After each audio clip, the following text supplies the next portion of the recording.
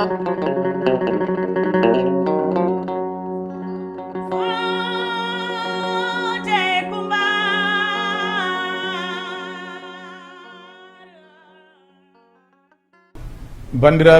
mo kala e moon salminama inde mum e yettode mum no gonɗon eno gonirɗon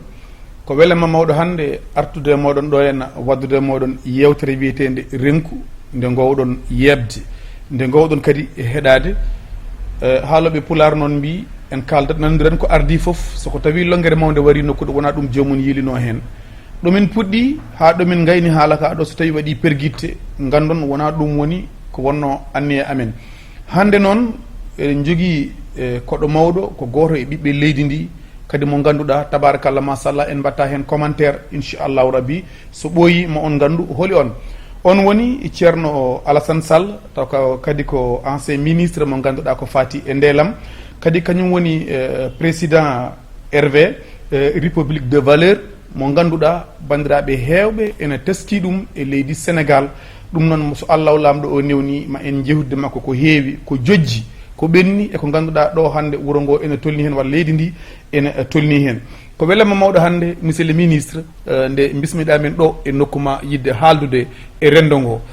ko welama mawɗo kadi ko yettudema hen no fewi nde tawno temps o wona beɓɗo soko tawi neɗɗo itti ko jeeyi fodde wonde hay sinno ko mintaji ɗi tottima yettu Allah jetta ɗum monsieur le ministre ko ardi foof calmina bandiraɓe e on saaha puɗɗuɗen namde ɗe eyyi assalamu aleykum an Oumar Doro a salminama a jarama aussi he vraiment garal ma ngal ɗoyni wallude yimɓe yewtidde wondiraɓe jokkodirde wondiraɓe ne calminama kala ɗe mbawi hedde e nder leydi ndi e caggal leydi kadɓe ɗo e nder Afrique tengti hen noon gonɓe Gabon Congo etc gonɓe caggal leydi foof Italie Europe Amérique leydi ndi e aduna no tolni e caɗele mon hen foof yo Allah dandu ɗum he musibbo o ɗo ene ganduɗa enen guura ɗum fawtan ɗum caɗele ɗe e walla ɗum ne ɓamtare e golle no wonnoɗe aɗa jarama aussi ko garɗa ko ɗo e galle pour mbawen weccidirde miijoji ko weltare kadi bandiraɓe nani salminago ngo ɗo yarete gam mbawen fuɗɗade e yewtere nde soko tawino hande min mbino ceerno Alassane Sall tuggude e duuɓi muɗum jeeɗiɗi ha heeɓi nogas e joyyi capantati e joyyi holto neɗɗo o wonno so tawi neɗɗo o yiilama holto yirte beele ko hono noon e ɓiɓɓe fuutankoɓe ene woodi soko tawi jibinama ɓe kollete ko mecce ɗe ganduɗa mecce awo ndema gaynaka eko nandi hen ɓe nande jangde ɓe ni won hen jinnabunen ene jeebobina goppat cukalel guel tan wona durwaldi eywa hay goto jogota koye mun haaju cukalel finat tan dulboya so ñamde yonti arta soko tawino a haalnanno min ceerno Alassane Sall e nder ɗiɗo duuɓi e ndeɗo yolde 7 ans ha 35 ans holto neɗɗo o wonno holko mbiyata bandiraɓe min jibinami ko Thiès duuɓam jeeɗi towimne ko Thiès kono haademi nadde école jibinaɓe ne wi kam ha to Fouta ɗo men jeeya ɗo woni Donnayyi hakkude Maaji Toyeni hakkude Guédé Diatar tawi wowɓe e diwan oɗon Donnayyi noon ko wuuro ganduɗa ene duuɓi 100 minen ni no ɗon ene kañum e Guédé presque ko gotum gonno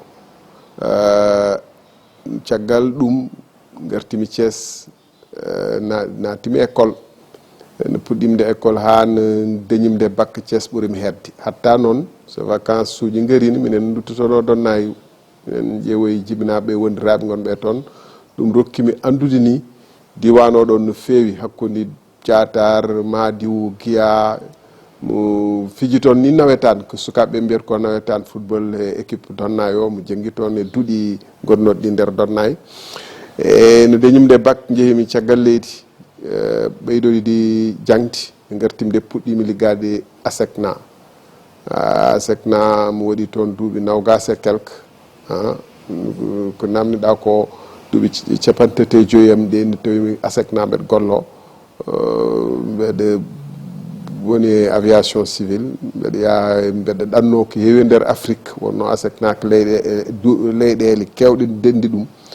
eyyi ko ɗon dal ɓuuri reɓɓidde eyyi gallamen noon Thiès Allah wonno ke nokku walla leegal mbiyetegal cakkay tukulor wonno ko haalpulaar en heewɓe kawruno ɗon aɗa nde haalpulaar en wondiraaɓe men ɓe so kalɗo kawri en getto darnude ko jama walla juma eɓe darni ɗon jama eɓe darni ɗon juma ɗiɗi fof ne ɗum ɗon e duuɗi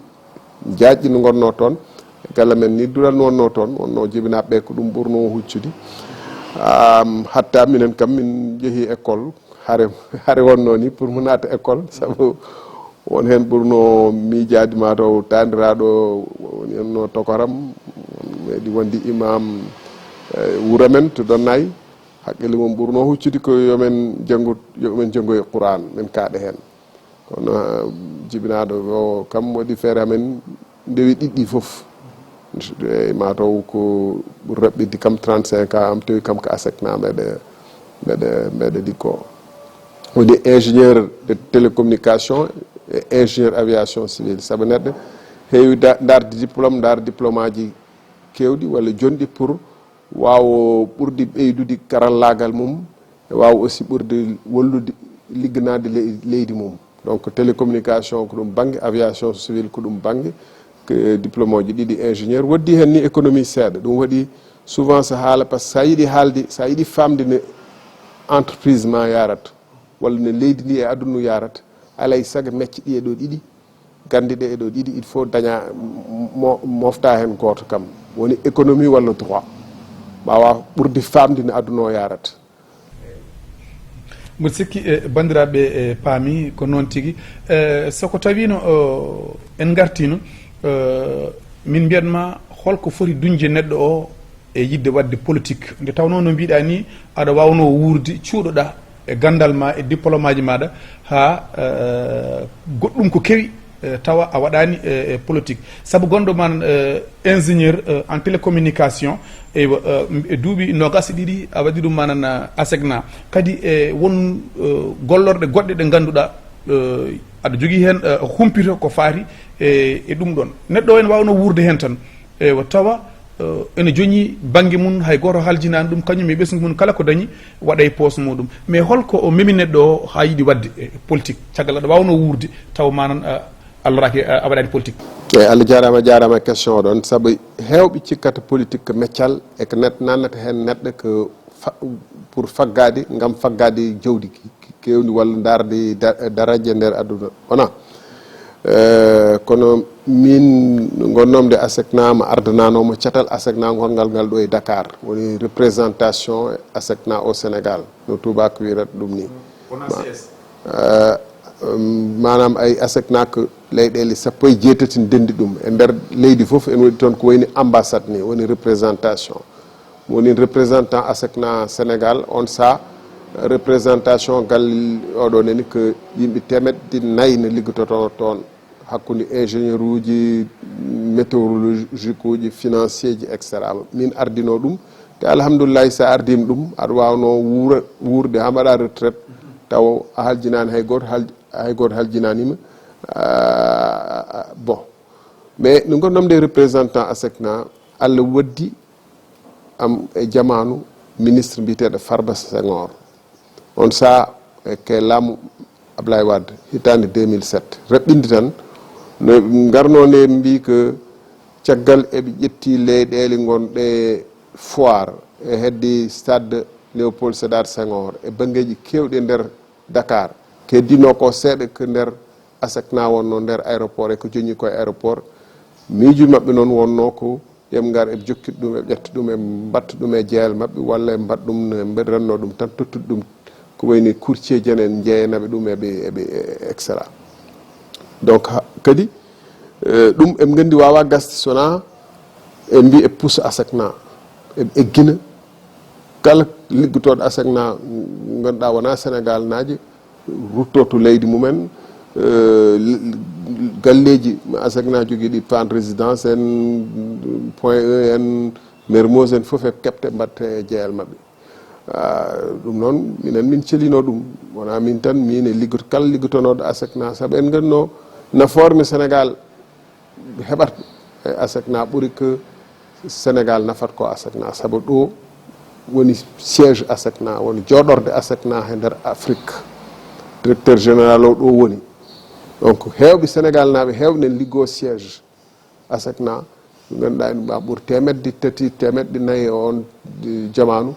kadi ɓen étranger ji gonɗi ɗo en liggo e nder en gondi ɗo enen koɗɗo en nafa sénégal par ce que ma coɗɗo ma cafru ɗo ma liggin ɗo sénégal naaɓe ko ganduɗa en so egginama jelti leydi ndi ɗum foof ko perte wonata e sénégal ɗum wadno min lourdude he point oɗon ha min baddi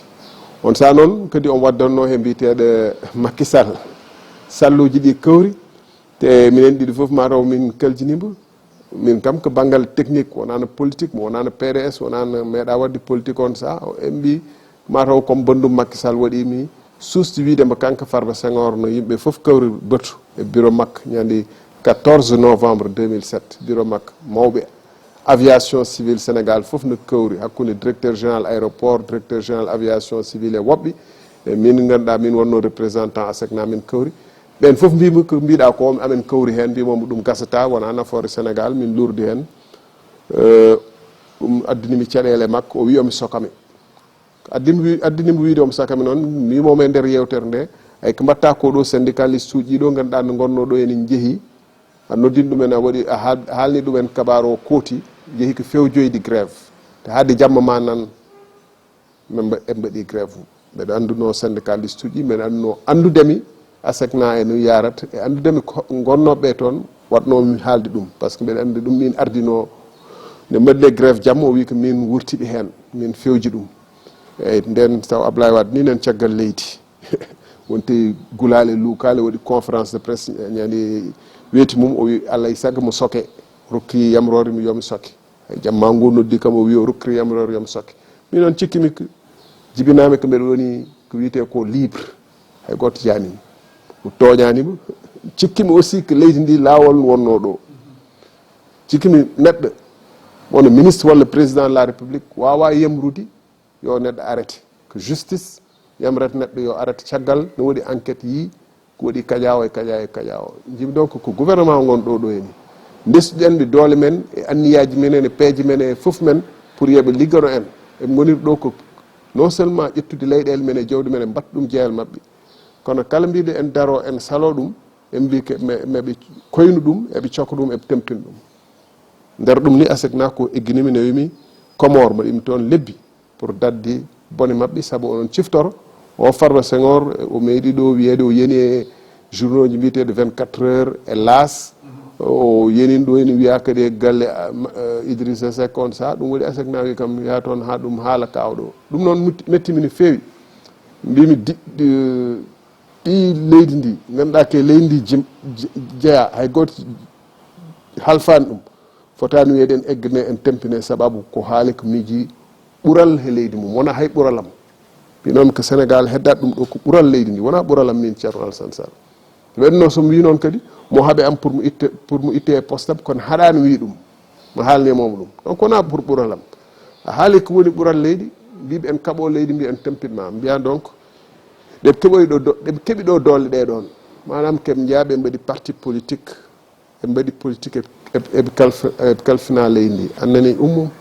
saabu ndimagu men e diini men foof ko wimen so jii ko wona lawol so jii neɗɗo wi en hoynuma so jii bonnanoɓe leydi ndi yen mbaɗa hen kadde bawɗe men eyyi ni gummimde Comore haɗemi yaade Comore février 2008 puɗɗimi haaldude Macky Sall andanomo noon min gondirani mais mbeɗa andi o fuɗɗima dañde caɗele saabu ko Farba Senghor somin gondin saha waɗat interview ene yane makko mimo an oɗo waajo oɗo ko haalata ko nulaɗo Abdoulaye Wade nulima kayma e paayi minni ɓeyri komi pelliɗ wadde politique te parti ji gonɗi ɗo jonani min darnen hunde mbeɗa sikki minen jeeya he woɓɓe wayɓe no morgo men e mataw Alioune Badara Cissé en puɗnuɓe nofuru makko nannuɓe nofuru makko e cuusnoɗomo darnude parti politique wiyani o alano cuusal ngal kan tan goto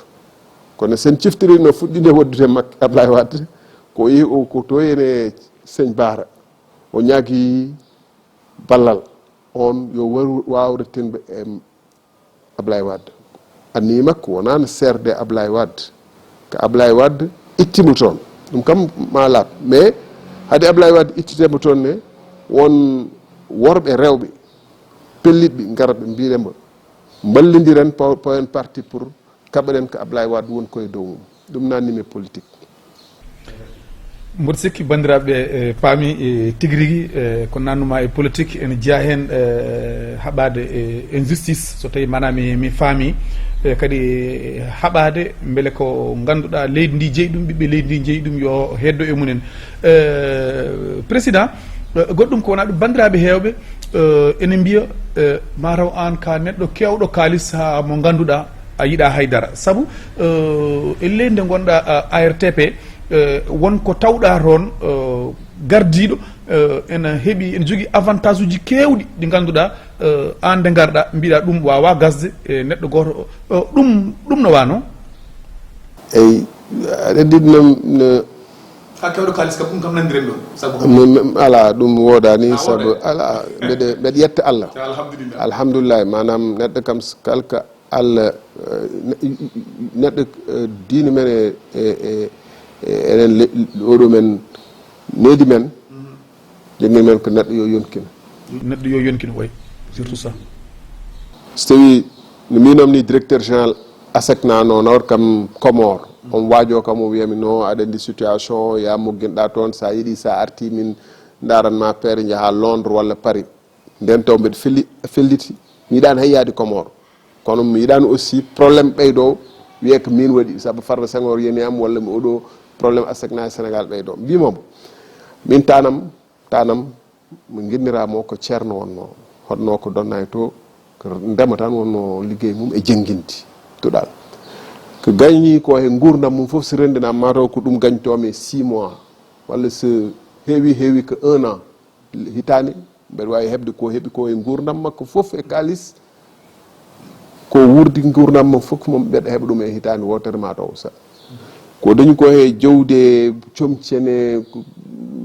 ko meeɗi ornade gurdam makko foof mataw ɗum woni armoire am o sa joni o meeɗa dañde daaba hoore makko oto makko omo yaha omo arta so Allah rokkima ɗum rokkima galle mo jeenɗa hoore ma so tawi aɗa yaha aɗa fagyo goɗɗum ko ganduɗa ene ma kaɗa woɓɓe ma guitta ko woɓɓe poti wurdude ko ñamde walla yarde ɗum ɗon totteɗa ɗum ɗon eni ala ko jaasi ɗum noon mbinomomi on sa mbimomi min sa welam nawa kam Comore mais comme somi arti wona mbeɗa daaro e poste goɗɗo comme garto e nder leydam pour habnade leydam ɗum waɗi min puɗɗi APR alliance pour la république wiyano ko ƴellidde ndimago e jogirade leydi façon ganduɗa ma neɗɗo foof yi hen hoore mum yiyat hen hoore mum noon ma peccoɓɓe ceerno Souleymane Ba wino ko peccoɓɓe jawdi ndi ko kandi ko tan yo kaaɗ hen woɓɓe ɓe keeɓa gueɗal mumen so ari a tawi directeur général goto tan en yoɓane he galle mum galle location 3 millions 300 et quelque manam 3 millions hors taxe sa fawi hen taxe uji woni 3 millions 300 et quelque totte 3000 litres d' essence totte autuji tati walla nayyi galle en waɗi piscine aji yoɓta courant mum galle ko wona galle ni sa welama mbiya ko galleji ndendi woni galle goto aɗa andi galleji allemande ɗi piscine aji ɗum ɗon galle o tan mataw so foof rendinama ɓuranne 5 millions ma haalani carburant o ma haalani noon jobdi ni ganduɗa haade impôt ji ittede ma million ngaji 14 ɗum foof so rendinama ɓuuri million ngaji nogas beele neɗɗo goto ene handi hen taw on sa won mankiraɓe hôpital won mankiraɓe salle de classe won mankiraɓe jangguinowo te jangguinowo jobdi mum timmani 300 000 ujunnaje temedde ewɗo capanɗe jeegom plutôt 300 000 an aɗa heeɓa ko ganduɗa jangguinoɓe sappo en mbawi hen yoɓede walla nawgas taw jangguinoɓe en manque nder leydi ndi ɗum tawi onon peccoɓe on pecciri noon ko mbaɗɗon ko hanani wona ndimago wona limanagal ɗum addunomi wiide ɓeyri ko minen pawno programme APR min mbi yomin ƴellit ndimago min gartir ɗo heni jogorade leydi ndi e lawol moni foof yi hen hoore mum gestion sobre et vertueuse min mbiyatno e tubakore sa min yeehi mbimi Macky Sall ayi wajo no foti o yoɓate ɗum kam hanani en hersini ni jangge jaam mo gondunoɓe nder APR walla ɓadiɓoɓe ɓe nder galle jamen nana min mbeɗa yoɓno ɗum ɗo taw kañumen haydara so waylade gurdam mumen en hersini ɗum bon o waddimi e Aminata Tall o ɗo ene hannde kalteɗo haala décret o ɗum waɗi somi haali décret makko wi jobdi makko en fakkiti mbeɗa wawi mbeɗa suusi haalde ɗum te hay goto e mabɓe fotani hen par ce que ko gurnomi ñawimi hen hooram ha ɓenni puɗɗi wiide kamɓene ñaawi hen wona donc ɗum wona leyɗele mbeyɗe no Sénégal tan jiita ko woni directeur général yoɓe ko fotti noon France hay président o yoɓtaki ko tolni noon so a welama ƴeewa e internet no foti président France yoɓnoto kono leyɗele ganduɗa ni guurike ñamale e ballal caggal gummotogal caggal leydi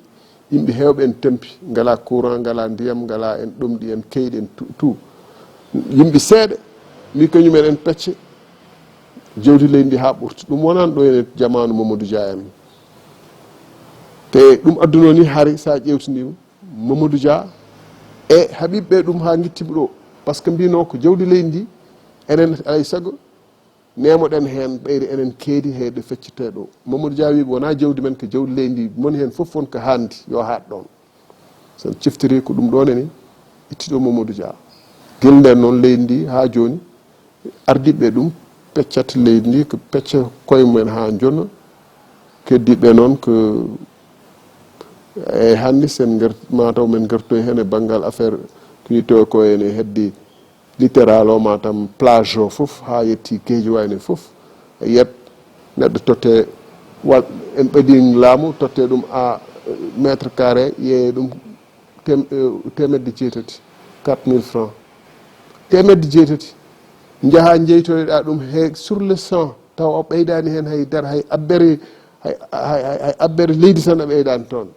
jiiya ɗum 1 million le mètre carré walla tawi ko nder aéroport to ene 300 000 francs le mètre carré ujunnaji temedde jeegom walla 300 000 e capan jeegom ujunere capan jeegom ujunere totta jeeya ɗum keɓa hen kalis kewɗo aɗa waɗi politique walla mbaɗa hen ko beelaɗa taw so watta noon accanomi e jeel leydi ndi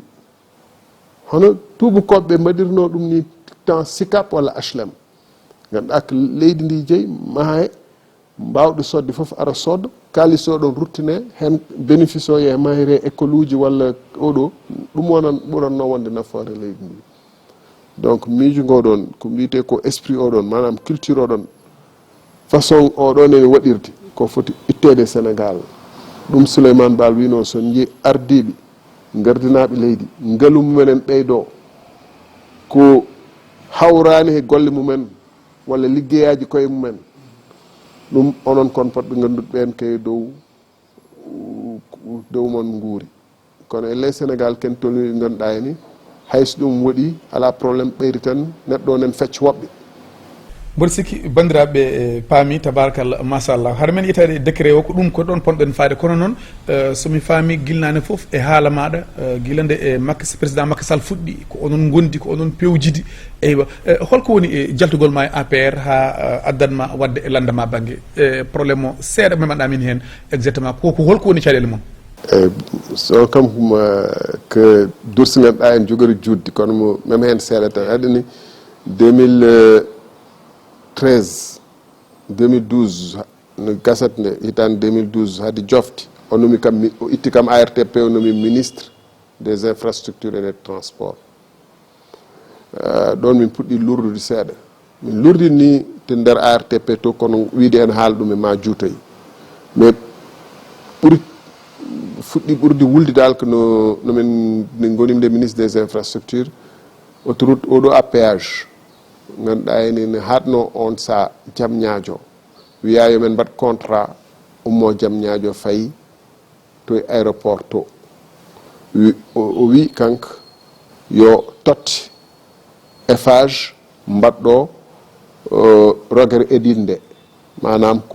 ko ummi ko Pikine fayi Diamniadio te kanko e hoore makko kala mbeɗaɗi en wawi ƴewoyde ɗum e internet ñande 31 décembre 2011 hade élection ji hitani no Ablaye Wade ɗo hori ɗo tan wadde discours à la nation waɗa invité 2S jooɗi toon o ɓooyi juuti